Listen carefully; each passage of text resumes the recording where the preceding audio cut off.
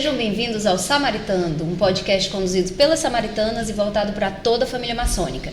Aqui abrimos espaço para o diálogo, valorizamos histórias e compartilhamos conhecimento que só engrandece a nossa caminhada. Hoje o tema é muito interessante, porque o que a gente mais evita falar é uma das mais únicas certezas que a vida tem, que é a morte. Então a gente vai tratar sobre o luto. E temos aqui um especialista, Evelise, não é mesmo? É verdade, Alexandra. A especialista que vai falar com a gente é a Elaine de Tome, que é psicanalista, e vai falar um pouco para a gente sobre como acolher quem fica, né? O cuidado com as famílias enlutadas. Seja muito bem-vinda, Elaine. Eu que agradeço o convite para a gente poder falar de um tema tão necessário e importante para a gente poder lidar com a morte e viver melhor, porque muita gente pensa que falar da morte é uma coisa ruim, é tenebroso, tem medo, não gosta, mas falar da morte é falar da vida, é viver melhor. Que perspectiva interessante, Elaine. Assim, a certeza que a gente tem é que a morte vai acontecer, apenas uns nos precedem, não é verdade? Ela é irreversível, é uma das únicas coisas da vida que realmente é irreversível, não tem como a gente consertar, não tem como voltar atrás, não tem como desfazer. É realmente a ruptura da vida para a morte. E aí, para a gente começar todo esse assunto, que é delicado, por que ainda é tão difícil falar sobre morte, sobre luto na nossa sociedade? A gente vem de uma cultura ocidental que prega muito isso, passado de geração em geração. Inclusive, nós temos outros países, como o México, que lida muito melhor com essa temática. O dia de finados, para os mexicanos, é um dia de festa. É o dia que eles acreditam que os seus antepassados vão visitá-los, que eles vão preparar a melhor comida, que aquele momento vai ser de festejar e honrar quem passou pela nossa vida. Sim. Mas nós ocidentais, a gente tem uma dificuldade muito grande de falar, inclusive, sobre o dia da nossa morte. Como se fosse um mau agouro, né? Como se você achasse que aquilo fosse acontecer ou atrair, porque você está falando sobre isso. E às vezes um familiar, dentro de um contexto familiar, com os outros, quando se juntam, fala: quando eu morrer, vocês fazem... tocam essa música, vocês podem me vestir com essa roupa, ou alguém que faz algum tipo de comentário como esse, e os demais falam: não vamos falar sobre isso não vamos conversar sobre isso não, vai demorar, não temos que pensar. E até mesmo a parte jurídica do nosso país tem uma lacuna muito grande de falar sobre isso, quando chega na questão dos bens, da hereditariedade, porque não se anteciparam, porque não querem pensar sobre as partilhas, né, de bens, sobre com quem vai ficar o quê. É uma minoria que realmente se preocupa com isso. O medo de falar sobre isso evita até decisão, né? E até mesmo os lutos.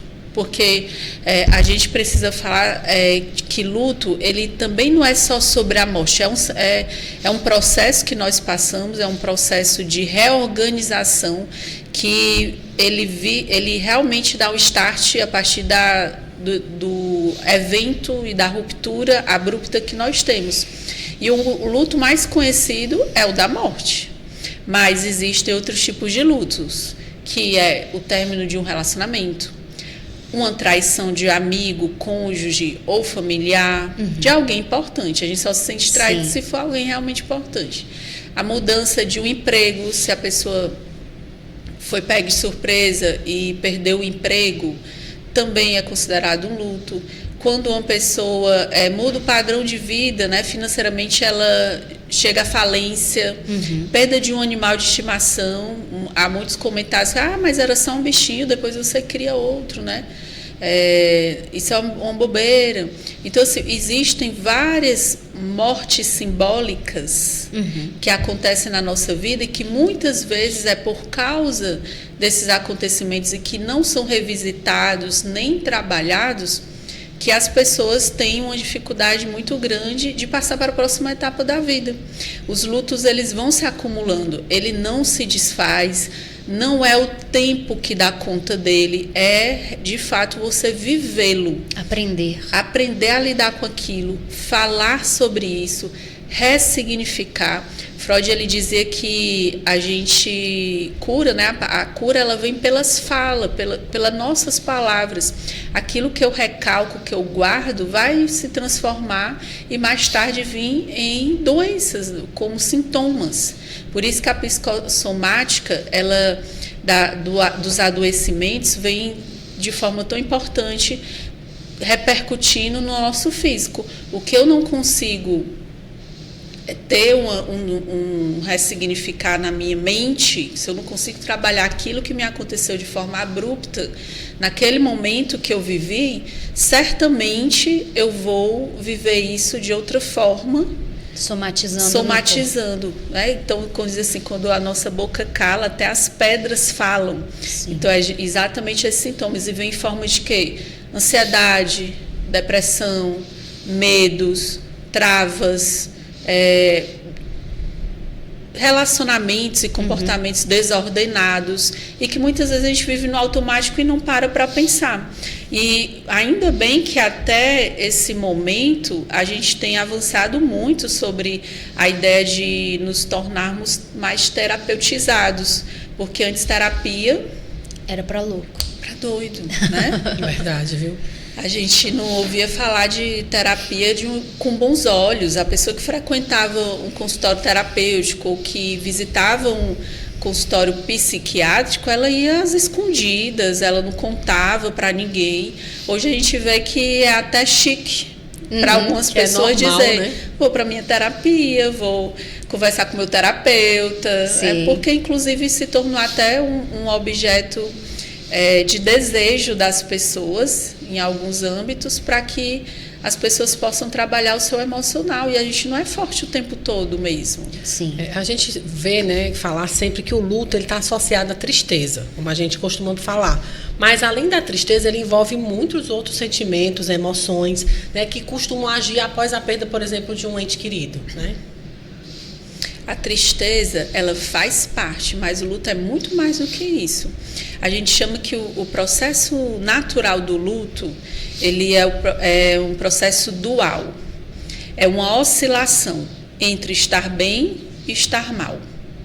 Eu não estou bem e dou uma decaída, parece que eu voltei à estaca zero. Aí depois eu dou uma melhorada. E aí parece que eu saí daquela condição e que tudo vai ficar bem, eu estou mais otimista. E de repente aquilo volta. Então a nossa mente, ela fica oscilando. Essa oscilação é o natural do luto. Ele precisa acontecer para que a gente possa vivenciá-lo. É um período de tempo que não tem um momento, assim, um tempo determinado. Pode variar de pessoa para pessoa. É o tempo de reorganização da casa. Imagine só que alguém entrou na sua casa e começou a bagunçar tudo. Tirou todas as coisas do armário, do seu guarda-roupa. É uma sensação horrível. Quem já passou por isso, que teve uma casa que foi arrombada ou invadida, sabe bem o que é essa sensação. De você entrar em casa e se eu fui invadido, tudo... Alguém entrou aqui, alguém desorganizou a minha casa. E agora, o que é que eu vou fazer? Aí o luto, ele é exatamente esse período. O primeiro ano é o mais desafiador, principalmente para quem perdeu um ente querido, porque você vai passar as primeiras datas especiais. As datas são muito importantes. Você vai aquelas datas de aniversário, de Natal, Ano Novo, Dia das Mães, Dia dos Pais, dependendo de qual for o ente querido. Essas datas, elas vão mexer. Quem perdeu um ente querido sabe. A primeira vez que você vai àquele restaurante, a primeira vez que você ouve aquela música preferida daquela pessoa, o cheiro daquele perfume, a primeira vez que você sente, é como se um baque muito forte acontecesse ali novamente, das primeiras vezes. Só que depois que você vai lidando com essas primeiras vezes, você vai aprendendo a comportar isso dentro de si. é o enfrentamento. Eu costumo dizer que o luto, ele não é que você vai superar. Você não supera a morte de um ente querido, mas você consegue ter o quê? Uma vivência, né? Você consegue lidar melhor com esse luto a partir do momento que você vai trabalhando ele, falando sobre ele. E o que é que vai contribuir para que as pessoas possam lidar melhor? Primeiro, que eu colocaria a rede de apoio. A rede de apoio é muito importante. Quem está do seu lado, quem está presente, quem consegue ficar. Porque muitas vezes as pessoas até se afastam por não saber o que fazer. Não é nem por maldade, não é por não querer. Às vezes não sabe lidar e se distancia, se afasta, né? Tem gente que diz até que após o luto, por exemplo, o aniversário das pessoas que ficaram, diz, não, eu não falei com você no seu aniversário porque eu não sabia o que dizer, eu sei que você não vai comemorar. Então, assim, as pessoas se afastam não por maldade, como a doutora está falando, às vezes por não saber como lidar com a situação, né? Não saber como é que o outro vai receber, Sim. Né? De repente. E você muitas vezes não precisa ter o que falar. Né? Só estar junto já ajuda. As pessoas que estão em forma de rede de apoio é estar junto, é identificar a necessidade daquela pessoa e você fazer sem que ela peça. Sim. Porque muitas vezes o enlutado, você pode perguntar, se você está precisando de alguma coisa, você quer que eu te ajude em algo? A pessoa não vai saber dizer. Ou ela não vai dizer porque ela não quer incomodar. Mas uma refeição, um convite, eu vou ficar hoje aqui com você, vamos falar o que é que você está sentindo. Mas se você perguntar, de fato, se você quiser compartilhar e dar esse ombro amigo e ouvir, você também esteja preparado para ouvir. Se você não está preparado, também não precisa perguntar. Porque tem gente que quando pergunta e o outro fala e começa a chorar e diz, não vamos tocar nesse assunto, não, vamos falar depois. E o outro, ele precisa chorar. E você não vai ter, você vai ficar, o que é que eu vou fazer? Eu não tenho o que fazer, mas não tenho o que fazer mesmo, é só ouvir. É irreversível. É só estar ali perto. Como a doutora falou no começo, é irreversível. E o apagar? Porque muitas pessoas tentam não falar. Por exemplo, no caso de ente, que você perde um ente querido, as pessoas tentam apagar essa pessoa da conversa. Isso é uma estratégia ou não é uma boa estratégia? Não é, porque precisa ser falado, precisa ser enfrentado. O luto, ele precisa de enfrentamentos. Eu preciso um dia ouvir os áudios, ver as fotos, doar as coisas dessa pessoa, revisitar os lugares que ela antes gostaria de ir. Inclusive, tem algo que a gente fala dentro do luto, que a pessoa que perde, que só sofre quem realmente sente amor. É verdade. E a falta que você tem da pessoa é de quem você era para aquela pessoa. Né? Quando você, assim, o que é que você sente falta, né? Ao longo de quase 10 anos acompanhando famílias enlutadas, quando eu pergunto o que é que você sente falta, eu sinto falta da maneira como essa pessoa me olhava, da maneira como essa pessoa me chamava, da forma como ela me tratava. É sempre quem eu era para aquela pessoa. Isso. Né? E aí isso é que faz falta para a gente. E a gente começa a perceber o quanto que aquela pessoa ela ocupa ainda um espaço muito grande dentro do nosso coração. E a gente começa a lembrar de uma forma muito significativa. E o luto é sobre isso, é sobre essa forma significativa que a gente vai trazer essa pessoa para a nossa vida. Como, por exemplo, a gente tem um caso de um roqueiro, eu sempre conto isso nos grupos de luto, né?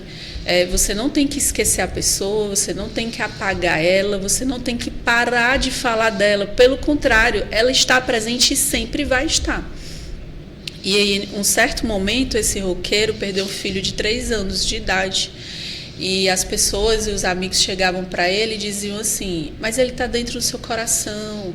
ele está dentro de você, ele jamais vai deixar de existir na sua vida. E ele ficava indignado, ele disse assim, como vocês falam isso, vocês não entendem a minha dor, ele não está aqui dentro só tem vazio. Ele ficou muito revoltado.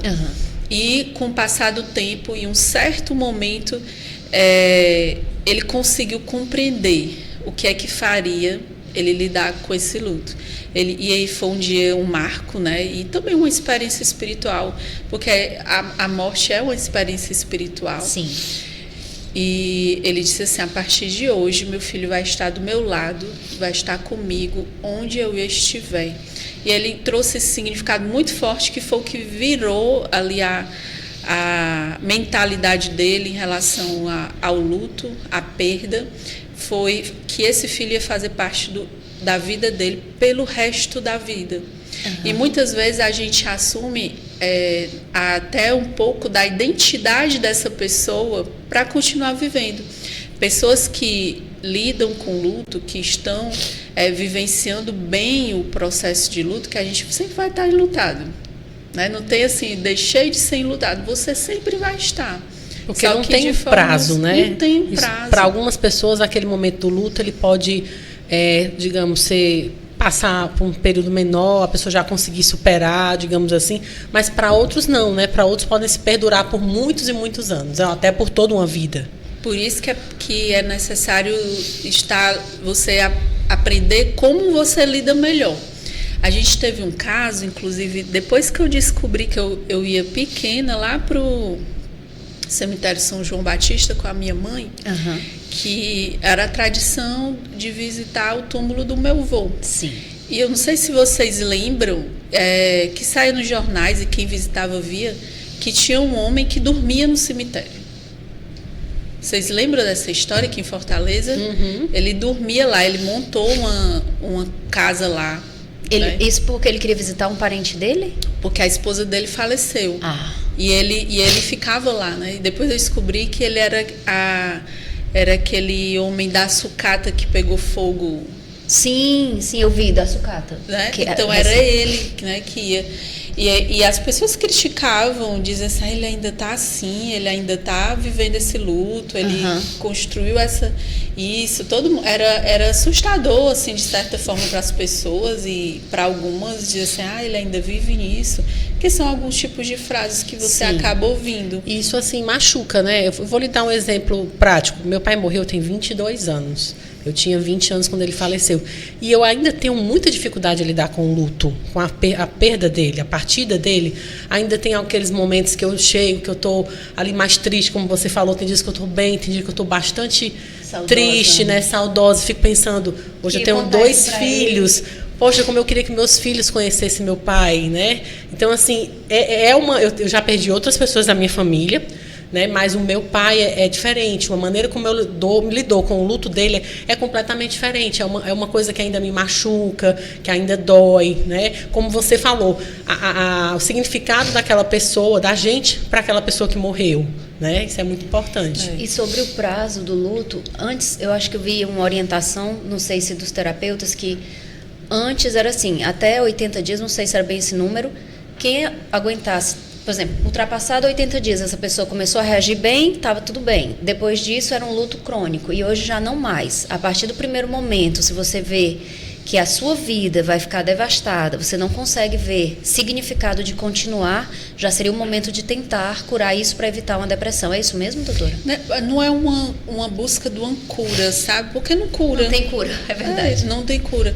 Mas não existe prazo. A gente só vai perceber nos prejuízos do dia a dia. Na funcionalidade. Na funcionalidade, né? Que a gente vai perdendo ou mantendo. Algumas pessoas, por exemplo, quando passam pelo processo de luto, elas colocam o trabalho como o superfoco e o trabalho o salvo, né? O salvo ali naquele momento, naqueles primeiros meses na vida. E tem outras pessoas que perdem e têm a dificuldade da habilidade de manter o trabalho, a casa, e precisam se recolher mais vezes. É muito individual. Não existe um prazo mesmo. Não existe um prazo, não existe uma maneira certa de viver isso. Agora, ainda tem aquela ideia do preconceito social, né? Porque se, por exemplo, passou 2 meses e você já está sorrindo, aí você fica, será que eu já posso estar sorrindo? Será que eu estou apagando a memória da pessoa? Coisas tão simples. Eu lembro quando meu pai morreu, a minha avó era muito católica, a mãe da minha mãe. E ela disse, minha filha, você tem que passar 1 ano sem usar roupa vermelha. Ou roupas de cores chamativas. E eu fiquei me perguntando, por que daquilo, né? Porque você vai mostrar para os outros que você Sinal de respeito. Sinal de respeito, né? Quando, na verdade, depois... Eu passei um ano sem usar. Em consideração a ela, né? Para não aborrecê-la, mas depois eu vi, gente, isso não tem nada a ver, isso não vai definir o meu amor pelo meu pai, né? Até porque, como a doutora falou, é sazonal. Tem hora que você tá ótimo e pensa, vai conseguir sair. E depois, não, afundei aqui e não vou sair daqui nunca. Eu vou procurar uma terapia. E antigamente, né, que as mulheres viúvas ficavam uma boa parte da vida de preto, né, usando preto, aquela questão do luto tem que estar de preto, né? A viuvez. A viuvez. A viuvez. Mas a senhora costuma dizer que acolher quem fica é tão importante quanto cuidar da despedida. O que significa isso na prática? É você estar por perto. É você não julgar aquela pessoa. Aí, quando ela estiver triste, e é uma coisa que a gente... no Instituto Evoar, conduz as famílias, que aproveite quando estiver triste, porque você vai sentir aquela dor e sinta intensamente. Mas quando você estiver feliz, também esteja intensamente, aproveite, porque o luto, ele tem um professor, ele até já faleceu, que foi um professor meu de tanatologia, grande nome aqui no Ceará, que é o Erasmo Ruiz, que ele dizia assim, o luto é como o tempo de São Paulo, que não está muito diferente de Fortaleza. Um dia acorda um sol de rachar, mas em poucas horas a gente está vivendo temporal. Então, de uma hora para outra, as emoções podem mudar. Você está ali andando no shopping, fazendo algo legal, interessante, e de repente, quando você avista alguém, uma lembrança... algo que, uma faísca daquele sentimento, e você pode desabar ali no meio de todas as pessoas. Independente do tempo. Independente do tempo. E aí as pessoas ficam com vergonha, muitas vezes, de falar, justamente para evitar os comentários. Mas você ainda está assim? Sim. Mas você... ainda está passando por isso? Eu pensei que você tinha superado. Eu pensei que você já estava melhor. E não ajuda em nada, porque é algo crônico. Só sabe quem passa. Só sabe quem passa. Só sabe quem passa. Certeza. E exatamente como vocês são, uma filha só sabe o luto de outra filha. É verdade. Uma mãe só sabe o luto. Só outra mãe é capaz de compreender o luto de outra mãe. De um irmão, é verdade, de um amigo, porque o luto, ele depende da conectividade que você tinha com aquela pessoa, da dependência, a dependência não é, as pessoas hoje usam assim como a dependência fosse uma coisa ruim, mas a dependência do amor daquela pessoa. Sim. Do quanto que só vocês entendiam o amor que vocês tinham, jamais outra pessoa vai compreender. Verdade. Às vezes dentro da família, vamos dizer que perdeu um pai ou uma mãe, tem 5 irmãos. Aí um sente intensamente e chora todo dia, o outro no outro dia está trabalhando, vida que segue, o outro... Aí cada um com reações diferentes. Aí ficam julgando um ao outro, né? Ah, fulano não sente nada, olha a vida dele indo normalmente. E se ele estiver num processo de negação? Sim. E se aquela pessoa tem mais estrutura, de fato, emocional para lidar com as perdas? Espiritual também. Espiritual, porque assim, a gente, na questão do luto, tem coisas que nos preparam para lidar com as perdas. Eu costumo dizer que vive melhor quem sabe perder. Porque a gente perde muito durante a vida. E não só entes queridos, a gente tem muitas perdas. Mas como você encara essas perdas? E vocês perguntaram a nossa realidade de lidar com essa questão do luto, né? Nós ocidentais, de quebrar tabus, a gente educando as nossas crianças hoje para saber que elas perdem. E onde é que a gente pode começar falando sobre isso? No animalzinho de estimação. tem um tempo de vida curto. O que é que os pais muitas vezes fazem? Escondem. Escondem a perda. Ele fugiu. Ele foi dar uma volta e não voltou. É. Gente, não tem fundamento fazer isso. A gente está privando a educação para a morte de uma coisa natural das nossas crianças. É um peixinho, é você fazer, inclusive, uma cerimônia. Quando você... Eu lembro criança, a gente perdia, eu e meu irmão, um animal de estimação e a gente fazia um enterro, a gente fazia um buraco. Hoje, claro que há vigilância sanitária e hoje tem cemitérios, tem crematório e tem outras formas, mas naquele tempo a gente fazia um buraco, a gente fazia uma oração. Colocava uma cruzinha. Eu já fiz isso com peixinhos, com o meu próprio cachorro, um poodle que eu tive que viveu 16 anos. E aí, assim, eu era muito apegada a ele, né? Eu não tinha filhos ainda e eu ficava pensando, no dia que ele morresse, o que é que seria de mim? E aí, por ironia do destino, quando meu primeiro filho nasceu, com 1 mês que meu filho tinha nascido, ele faleceu. Ai, meu Deus. Então, assim, parece assim que foi uma força interior que veio, olha, você está perdendo ali o seu bichinho, mas tem aqui o seu filho, que você precisa dar amor, cuidar. E aí eu fui lá, levei para o sítio, enterramos ele lá no sítio. Eu ainda estava de resguardo, com o coração partido, e vim. E é isso aí. E precisa, é importante, né, ter esse processo, né, doutora? A cerimônia, ela é importantíssima. Tem gente que fala assim, eu não gosto de ir para velórios, eu não vou a cemitérios, mas você vai por quem fica. A pessoa já... Tem gente que fala assim, mas a pessoa já morreu. É por quem fica. Aquela pessoa, de fato, ela partiu. O espírito... Platão gastou os neurônios dele para deixar isso pronto para nós. Que somente um filósofo... hoje tudo que a gente vive é repetição, ou já foi pensado, né, lá na filosofia antiga. E Platão, ele olhava para um corpo e ele indagava e dizia assim, o que faz um corpo estar vivo e um corpo estar morto? E foi ele que disse, é um espírito. E ali não havia o entendimento do cristianismo, não tinha, ali era deuses, eles acreditavam em vários deuses, mas ainda assim ele disse, o que separa a vida da morte é o espírito. Ou seja, quando a gente perde alguém, é que aquele espírito não habita mais naquele corpo.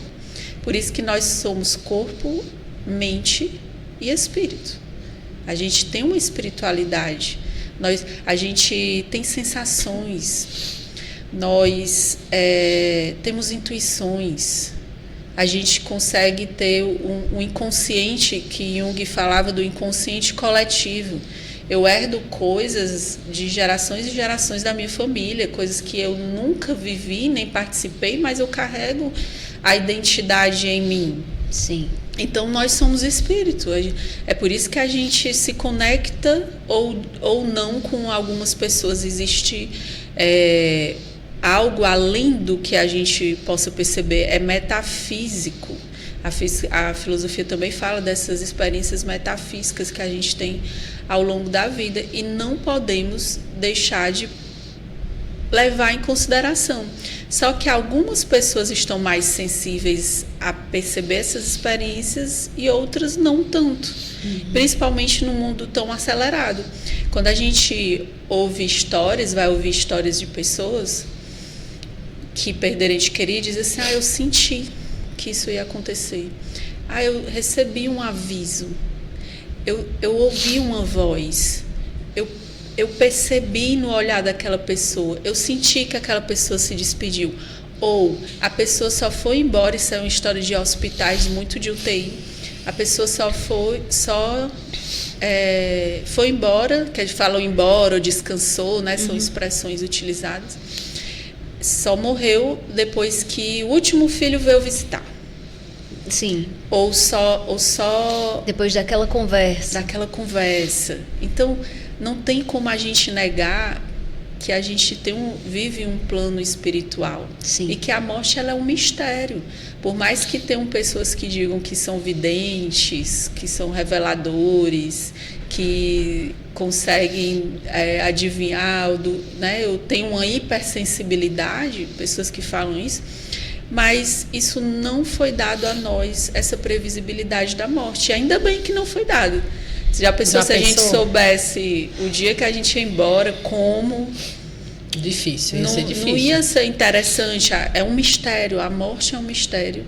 E mais do que superar, não é superar de fato, é aceitar.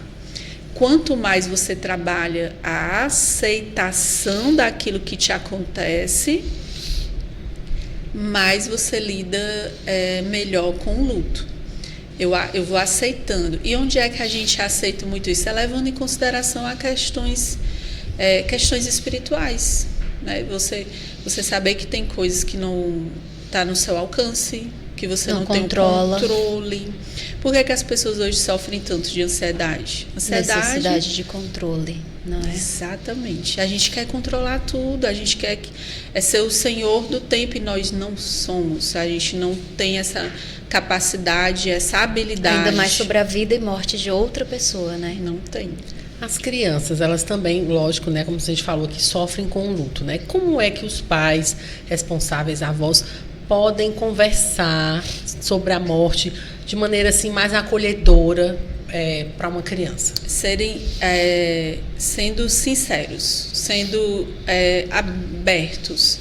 Não precisa, virou uma estrelinha, não é uma expressão interessante de se usar. Deus levou. É muito comum essas duas coisas. Uhum. A vovó virou uma estrelinha, olha ela ali lá no céu. Ou então, Deus precisou da sua mãe e agora está com ele. E a criança faz assim, e eu não preciso. Uhum. E Deus foi tão ruim comigo que não deixou minha mãe. Né? Ou então, perdi uma esposa, um marido, um filho. Mas por que Deus foi tão cruel comigo? Né? E a gente começa a pensar que é Deus que faz e deixa o mal acontecer. E Santo Agostinho, na filosofia antiga, na patrística, ele também trazia, que foi uma dúvida dele da época, ele é a base da filosofia cristã, que ele trouxe e disse assim, Deus não é o autor do mal, como muitas pessoas questionavam, como muitos ateus falavam. Deus, ele não é autor, ele não permite, ele não criou o mal. O mal, ele existe a partir do momento que nós nos afastamos de Deus. Não é a criação dele. Então, quanto mais nós nos afastamos de Deus, mais o mal pode nos alcançar. Mas se ele foi criador de todas as coisas, por que o mal existe, se ele que criou todas as coisas? E aí eram esses questionamentos que as pessoas faziam naquele tempo. E aí é onde Deus entrou com um dos maiores presentes que ele nos deu, que foi o arbítrio.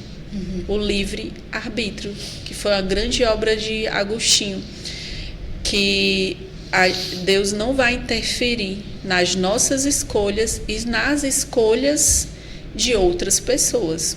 Eu ouvi uma vez um grande homem que ele era muito cheio de fé e que ele passou parte da vida dele fumando.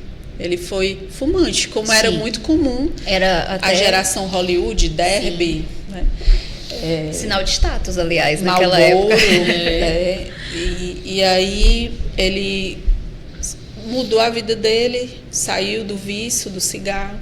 E em um certo momento da vida dele, ele foi alcançado por um câncer. E era o câncer de esôfago, estômago, né? Afetou toda essa estrutura digestiva. E as pessoas diziam, peça a cura, você é um homem de Deus, você tem essa capacidade de fazer isso. E eu achei muito interessante que ele falou, que ele disse assim, eu não tenho o direito de pedir isso, porque eu sei que as minhas escolhas levaram a isso. E aí você pode pensar, e quando é uma pessoa que faz mal a uma criança, né? Ao arbítrio, Deus, ele respeita o arbítrio do outro, daquela outra pessoa que mesmo fez o mal. Mas que a gente precisa estudar mais e saber melhor sobre a eternidade, independente de denominações, que existe algo além da morte, não acaba aqui. Essa percepção espiritual, ela nos traz um certo conforto. Sim.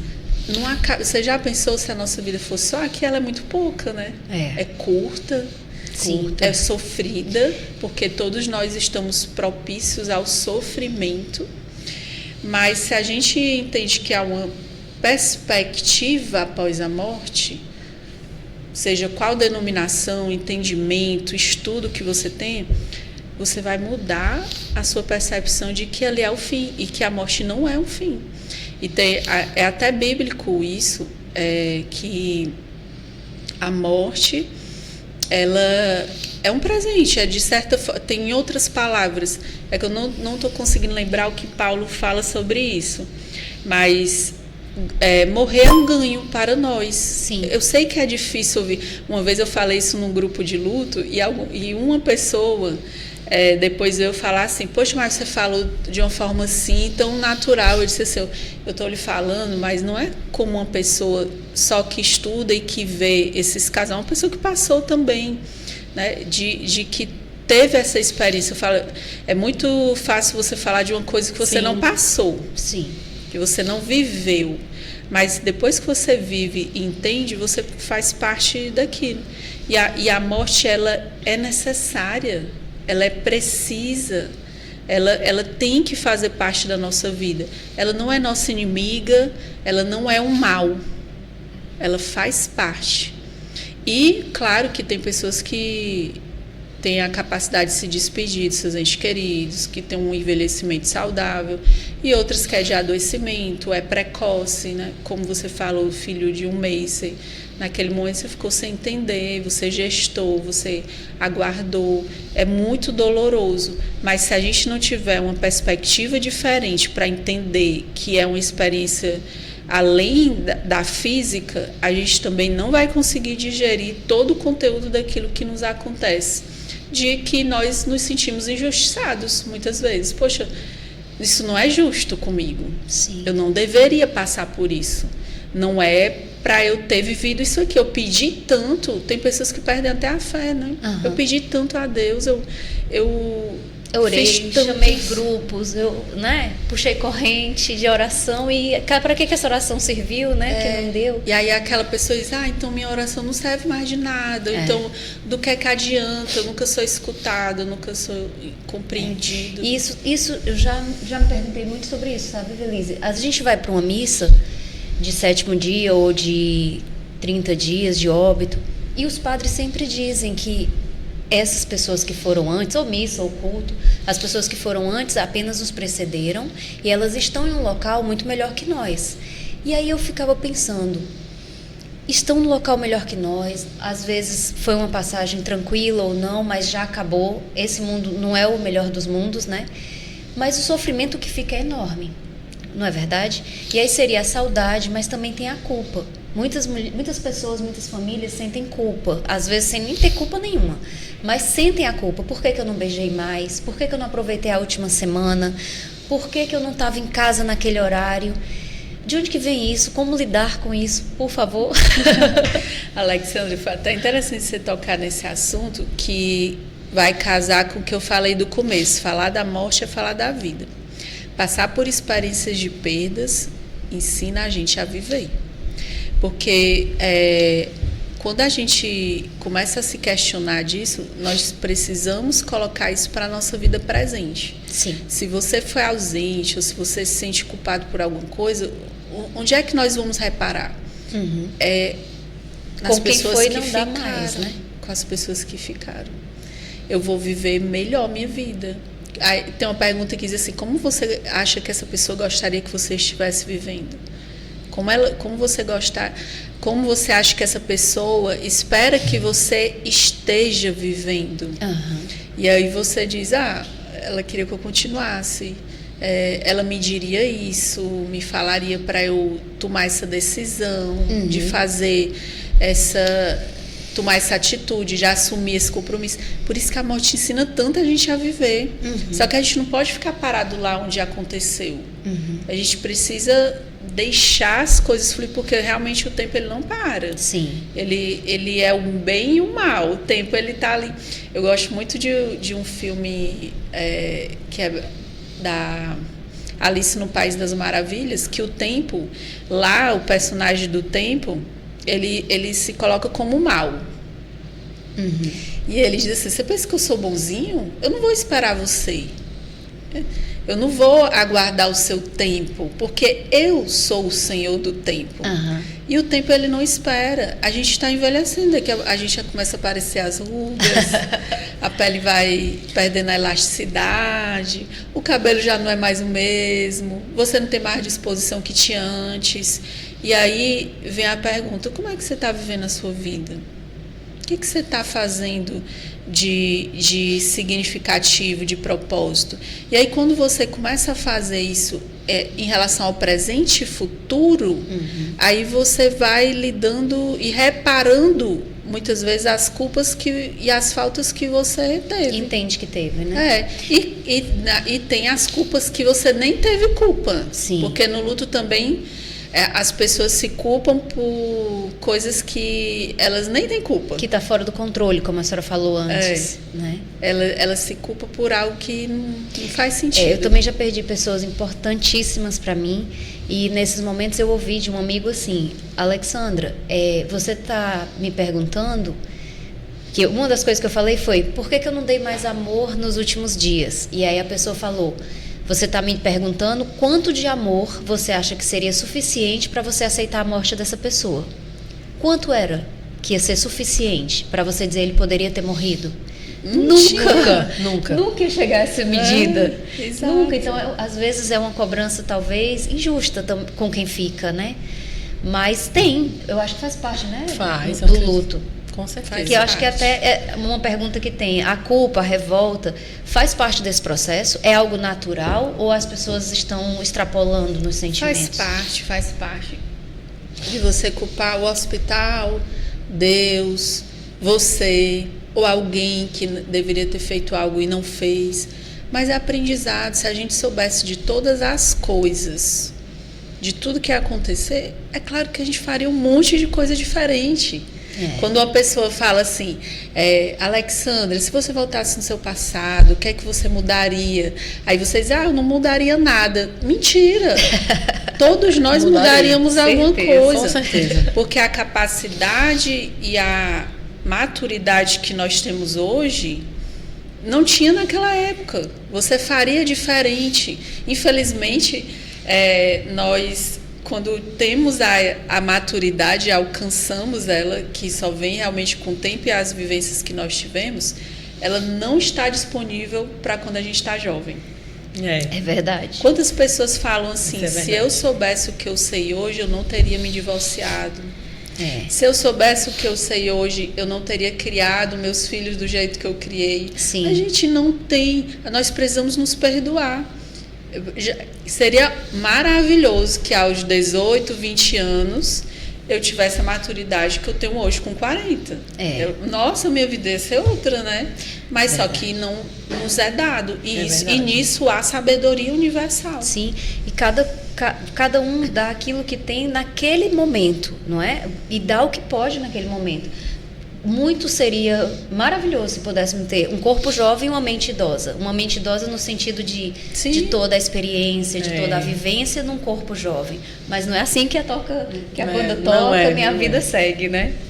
Como é que a psicanálise pode ajudar, né, alguém a reconstruir a sua vida depois de um luto, de uma perda? Ela trazer essa pessoa para a sua vivência, para fazer parte da sua vida. É você se dar o presente de viver o seu momento presente.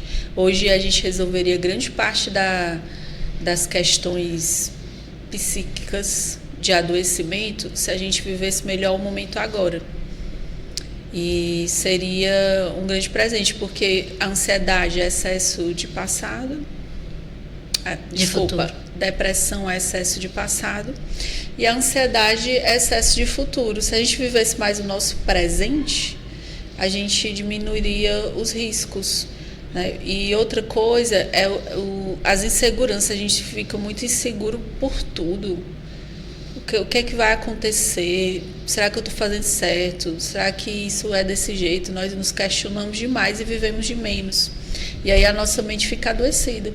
O Brasil, ele é considerado o país mais ansioso do mundo inteiro. A gente tem nós somos pentacampeões, né? Estamos em busca de ser hexa. Somos os únicos da Copa do Mundo que temos esse título. Mas também temos títulos de adoecimentos, como primeiro do mundo em termos de ansiedade. E a depressão, ela é a segunda doença que mais mata no mundo inteiro. Por que as pessoas estão ficando tão adoecidas? Porque antigamente não era tão forte assim, a gente não ouvia falar tanto nisso. Tudo a gente coloca um peso muito grande, a gente está desaprendendo a viver. Tecnologicamente, nós aceleramos as nossas facilidades, nossas conexões, mas a gente desacelerou em ser humano. Sim. Em saber viver. E a gente precisa aprender com os nossos idosos na família. A gente precisa ouvir mais o que os idosos têm a dizer sobre, como você falou, assim, que existe, de fato, os maiores arrependimentos no leito da morte. Drauzio Varela, ele tem um livro incrível, pouco ouço falar dele. Eu uma vez encontrei ele por acaso numa biblioteca, que se chama Fio a Fio. É onde Drauzio fazia um estudo em um hospital com pacientes terminais. E esse livro, ele é todo de experiências de pessoas que estavam no seu leito de morte. E você aprende tanto que você vê assim, o que é que aquela pessoa se arrependeu, o que é que ela faria diferente. Trabalharia menos, amaria mais, que você citou, beijaria mais as pessoas, se despediria com mais afago, relevaria certas coisas que hoje você não releva. Como a gente vê, as pessoas estão muito cheias de si. Dos maiores índices de morte é em trânsito. As pessoas estão ali estressadas, descem do carro, ou dirigem de uma forma muito louca, né, veloz, que antes os carros não tinham a velocidade que tem hoje, nem a tecnologia. Mas a gente precisa olhar assim, o que é que eu preciso refletir. Nós pensamos muito pouco hoje. A gente pensa muito pouco. A filosofia nos salvaria bastante, a reflexão, a religião, a espiritualidade, a fé, ela nos ajudaria a gente a desacelerar e viver melhor. Porque estamos sempre querendo mais. Quer comprar um carro, quer comprar uma casa, quer trabalhar mais, quer ter visibilidade, quer mostrar nas redes sociais status. E onde vai te levar? Para onde você está indo? O que isso vai importar para a sua vida quando ela chegar ao fim, né? O autocuidado, ele é muito esquecido durante o período de luto, seja por que motivo o luto, porque como a senhora falou no começo, o luto pode ser também para perda de um trabalho, o filho idealizado e o filho que veio, tudo isso. E às vezes você para de cuidar de si. Além da rede de apoio, esse autocuidado poderia ajudar? Certamente. Eu gosto de contraintuitivamente, quando a gente fala muito sobre o amor próprio, que a gente pensa assim, amor próprio é você se cuidar, é você se amar. E se a gente olhar e perceber na sociedade, as pessoas estão fazendo isso até demais, né? Atualmente, né? Está se amando demais, estão se cuidando demais. Só que eu gosto de uma visão que Viktor Frankl, que foi um grande psiquiatra austríaco, que foi um dos prisioneiros na Segunda Guerra Mundial, que ele percebeu o que é que fazia aquelas pessoas que conseguiram ir até o final da Segunda Guerra Mundial e aquelas que se entregavam. Porque no livro dele, Em Busca de Sentido, muitas pessoas entravam dentro da câmara de ar e faziam suicídio. As pessoas elas se deixavam morrer também pelas as questões subhumanas, sob fezes, falta de alimento, elas se desligavam, né? E ele disse que o que ele percebeu, que ele foi um dos sobreviventes, terminou, acredito que foi com 40 quilos, que ele terminou, encerrou, né? Saiu da Segunda Guerra Mundial, e com muitos maus tratos. E ele disse que o que faziam aquelas pessoas sobreviverem até o final foi o sentido que elas tinham para a vida delas, por quem elas estavam ali, por quem elas iam sobreviver. Então, uma das formas da gente manter vivo o nosso propósito é o amor. É o amor a alguém, é o amor a algo que te traz propósito de serviço. Então, se você quer, de fato, ter um significado e um propósito de vida, sirva para alguma coisa. A gente encontra sentido na nossa vida quando nós nos tornamos úteis. Quando nós servimos a alguém, seja num simples trabalho, por exemplo, você, como é o nome dele? É o Germano. O Germano. O Germano está ali operando, ele não aparece nas câmeras, não é ele que fala, mas ele tem um trabalho muito significativo, porque o trabalho dele, se não for bem executado, ou se ele não estiver aqui editando, a nossa mensagem não vai chegar chega a lugar nenhum, a ninguém, e precisa dele. Então, assim, qual é a minha utilidade? Por isso que eu apresentei ele, quem faz acontecer. E aí a gente precisa, por isso que o significado de família é tão importante. Gente, vamos lá, francamente, qual o sentido de você ter um filho e você passar a vida toda se sacrificando, trabalhando para um filho que depois ele vai embora e talvez ele nem te dê retorno nenhum. Tu não é tipo assim, o meu filho um dia vai trabalhar para me sustentar. Não, ele vai embora, ele vai viver, vai construir a vida dele. E aliás, a maior alegria dos pais é perceber que criou uma pessoa funcional, que seguiu, que criou vai viver a família. A vida dele, é o que a gente mais quer, né? Exatamente. Aí depois, quando você vê que seus filhos cresceram, eles se tornaram independentes, você diz assim, a minha vida foi boa, eu fiz um bom trabalho. Não foi para ti, foi o serviço, foi o amor. Amar é servir, amar não é um sentimento. Eu amo essa pessoa. Não, você serve ela. Você compreende essa pessoa, você perdoa essa pessoa, você se doa para essa pessoa. Isso é o que dá significado. Isso no trabalho, na família, na criação dos filhos, no relacionamento amoroso. Quem tem um casamento de 40, 50 anos, nunca vai dizer que foi um mar de rosas, não existe isso. Pode conversar, aí eu vou dizer de novo, né? Se falar que foi, é mentira. Essa é porque não quer tirar a imagem. Mas, gente, não é um mar de rosas, a nossa vida não é. A gente tá ali o tempo todo, e o Evangelho de Jesus Cristo, ele vem falando isso, é sacrifício. Nós estamos nos sacrificando. Aí hoje as pessoas estão diminuir a quantidade de filhos, estão se dando mais o luxo de ter mais coisas, estão se priorizando mais, tenho que ter viagens, eu tenho que ter uma casa nova, o que não é uma coisa, não é ruim, mas só que começa a gerar problemas que não tem nem um vazio existencial. Aquelas pessoas que vocês assim, têm tudo, mas vivem num vazio existencial.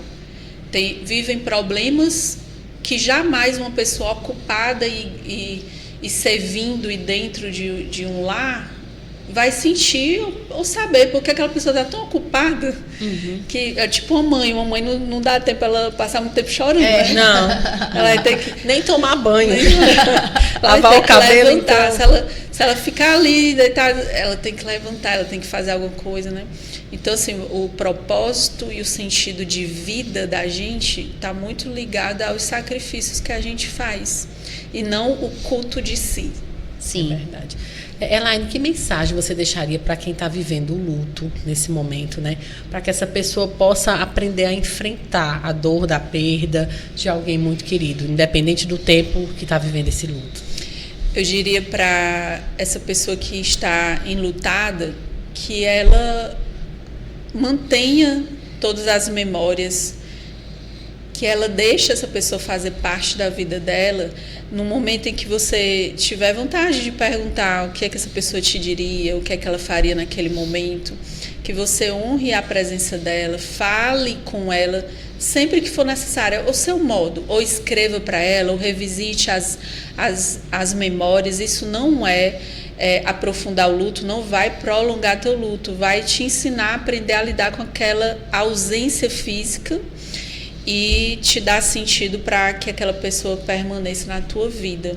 Então, compartilha mais as ideias, assiste aquele filme preferido dessa pessoa, conversa sobre ela. Tem algo muito interessante que a gente fala assim, sobre você criar, pode até criar um Instagram só seu, que ninguém entra, nem você segue ninguém.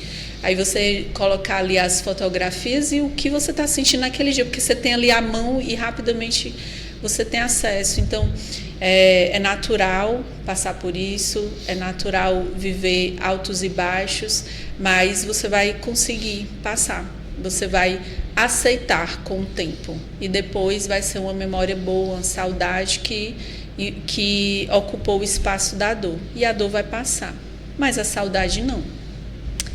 Muito obrigada. Que tema, gente. Que profundidade, não foi? Que entrevista, viu? Que entrevista, Elaine. Muito, muito, muito obrigada mesmo. Trouxe uma mensagem muito linda. Trouxe o luto por uma nova perspectiva de continuidade, que a vida continua, mas de uma forma diferente, não é? Não, acho que também não precisa comparar a vida que era antes com a vida que vai seguir após o luto. Então, só tenho a agradecer pelo seu tempo, sua disponibilidade, todo esse conhecimento que você trouxe para a gente. A família maçônica só tem realmente a agradecer. Eu que agradeço. Muito obrigada por compartilhar. É um tema que, de certa forma, eu sei que alcança corações e cessa sofrimentos quando a gente começa a aprender a lidar de outra forma. Você tem um Instagram profissional que a gente possa divulgar? Tenho sim. É Elaine de Tomy, T-O-M-Y. E também do Instituto Revoar, que é onde a gente oferece os grupos de forma gratuita, o grupo de luto, que é Instituto Revoar. E aí toda a edição tem uns encontros previsíveis, a pessoa pode se inscrever gratuitamente e entrar de forma online dentro da sua casa.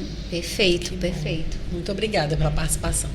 A gente agradece você que ficou até aqui acompanhando também. Lembrando que todos os episódios do podcast Samaritano estão disponíveis no endereço youtube.com/glmstv e você pode ficar sabendo todas as informações do podcast também pelo nosso Instagram, @glms1928 e também pelo Facebook. Muito obrigada pela companhia. Muito obrigada. O Instagram que a doutora falou vai estar colocado aqui ao final para vocês seguirem. Foi um episódio realmente tocante, que toca todo mundo, afinal, como a gente Quem nunca viveu um luto, né? Verdade, faz parte da vida. Então, continua com a gente. Esse episódio foi maravilhoso e tem muito mais por aí. Até o próximo.